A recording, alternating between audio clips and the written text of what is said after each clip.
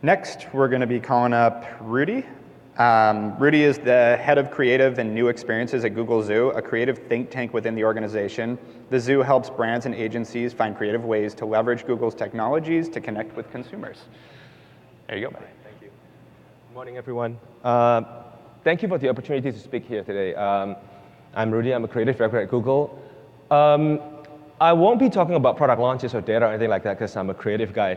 But instead, I would like to share with you today this topic that is, that I believe is where the future of marketing and advertising is headed, which is, thinking like a butler. But I don't want it to be a one-way communication. So please, I would like this to be an open conversation between us, between everyone here in the room. So feel free to tweet, go to my LinkedIn profile. There's a longer blog post. I want you to comment on it and let me know what you think.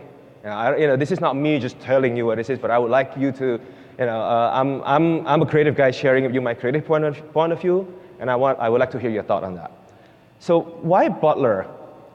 A butler doesn't interrupt, right? A good butler especially knows when to intervene at the right moment to create that seamless, delightful experiences for the people under his care.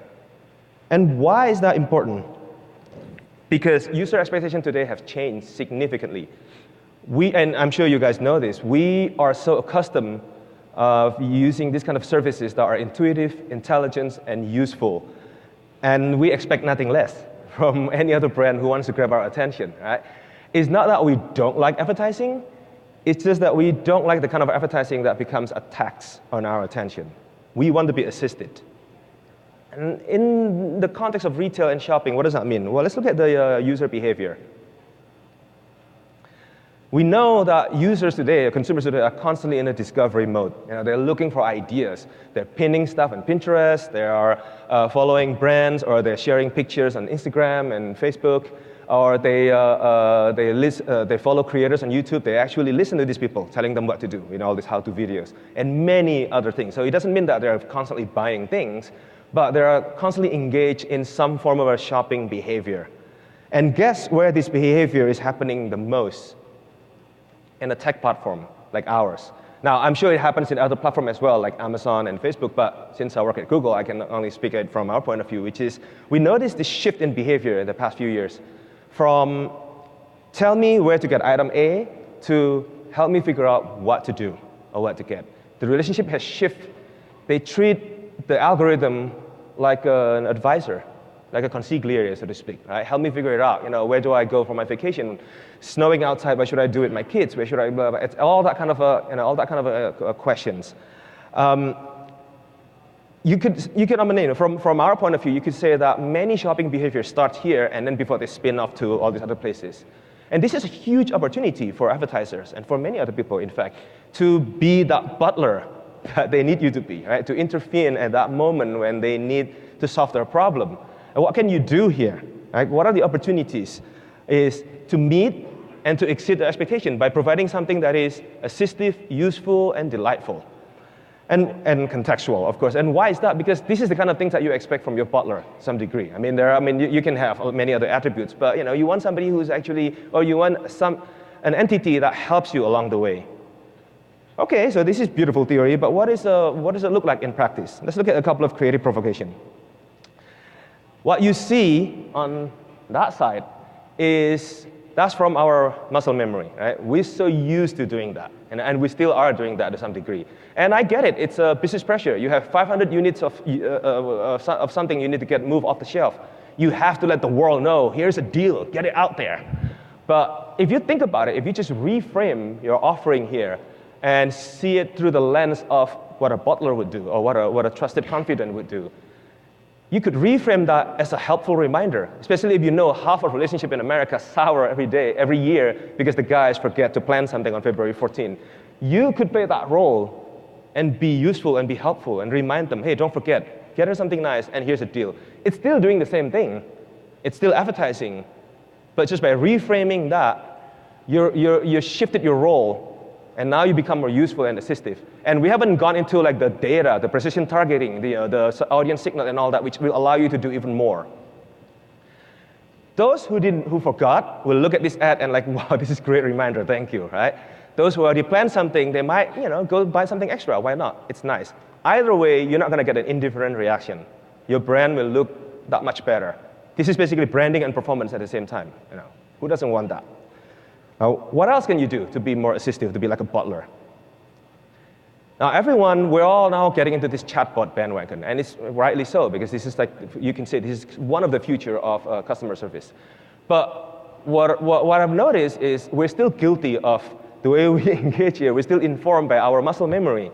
I recently had an experience when I had to go through 5 questions before I managed to get to the bottom of what I need. That's basically copying and pasting the 1-800 numbers approach onto a chatbot. It's a missed opportunity. This is an opportunity to have a conversation, to be useful, to be able to infer based on what your users need. And that's what a good butler does, right? Infer, sometimes just based on body language. Let's say if you're selling frames and one of your users texts a picture like that, you should be able to infer that either this person wants to know about the model of the frame, or if it's a selfie, the shape of his face, and then he needs recommendation on what kind of frames that would go well with that.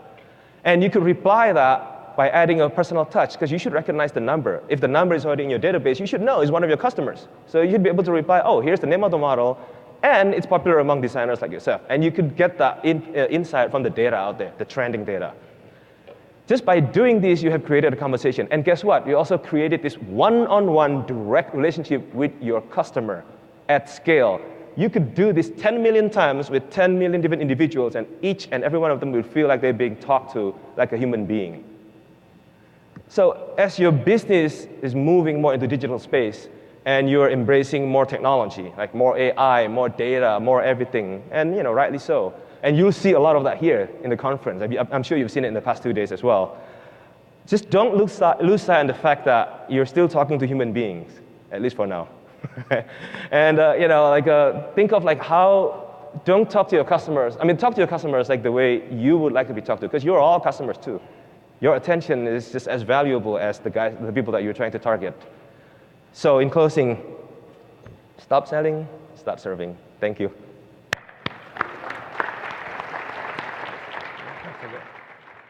Thank you very much.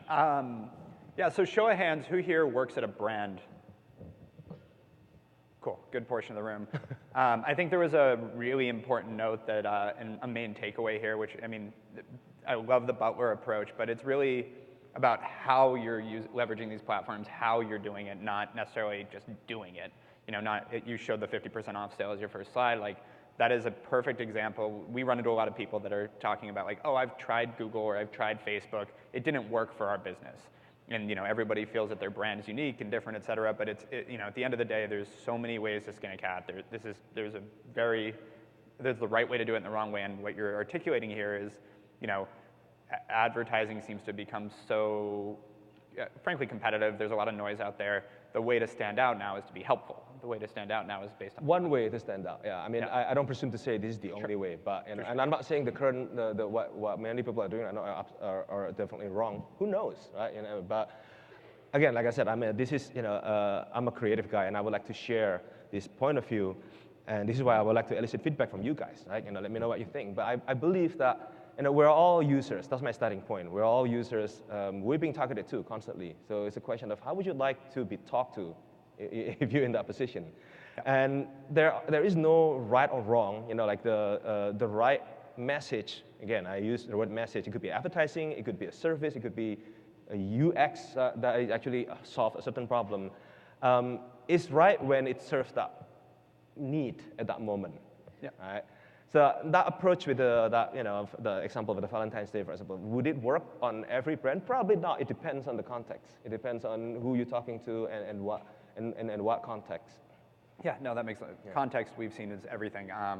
And in that, so on that, how do you test for these? How do you usually go in? How did you come up with the Valentine's Day thing? How do you get to this point where you've decided this is the way to do it? So not to get too salesy, but we're testing this with a few partners, and we have another team who is basically measure the performance. Uh-huh. But the way we look at this, as well, at least the way I look at it, is you have all these tools, you have all this data out there. You could do a lot. What we're saying is, instead of using all these arsenals to bombard people with even more, like irrelevant messages. Try to be more relevant, and then you can define your KPI through that, right? Because I think some of the, not the problem, but some of the again, going from the muscle memory is you tend to use kind of like a same old KPI to measure something that is really, I feel like there's a missed opportunity because you could get even more quality engagement, but may not look as, from numbers standpoint, may not look as impressive if you use the old paradigm way of looking at things. Yeah, and we've dealt with the same thing for the retailers in the room. A lot of times what we'll do is it's more about lifetime value than about necessarily like the conversion rate, the initial purchase, the average order value. So when you're dealing with context like this, when you're dealing with getting a customer that probably will have a higher affinity for the brand, and so tracking it in the long tail and doing cohort analysis based on, let's say you try the Valentine's Day is a great example. You do the left one, you track for all those metrics in the long run, then you do the right one, you can start to identify over the course of maybe a year which direction is a better way to go. It might be a longer term play, but at the same time, that's the way we have discovered measuring it. And so, where do you think things are going from here? I totally agree. I think context, I think what you said is important, is there's a lot of noise. I mean, advertising seems to be getting more and more and more expensive because it's more competitive, it's easier to access. And so with that, getting a higher LTV from a business standpoint becomes, incredibly important. So where do you think it's going from here? I think it's really, it's interesting, right? How I think a lot of this we're already doing, or we've done it, I guess, and I think many of us have forgotten, because and it's going to sound ironic coming from somebody who works at Google.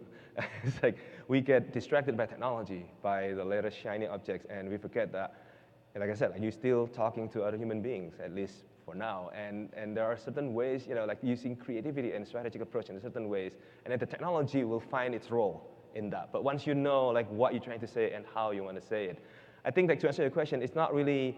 I see a lot of blurring, put it that way, and like this example that that you saw, it's basically the blurring the lines between performance and branding, right? And I guess to answer your other question, how do you measure that? I think you should measure both, the brand lift and also the sales, if we want to go into that kind of a conversation. Yeah. But I also believe, there's also a blurring between marketing and customer service.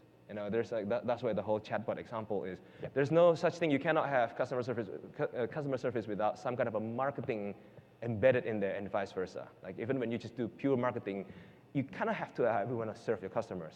So it's really, I think there's that. And not to get into categories, but this is why my whole thing about think like a butler. Just think, start with the intention to help, and then all those media buckets will just kind of figure itself out.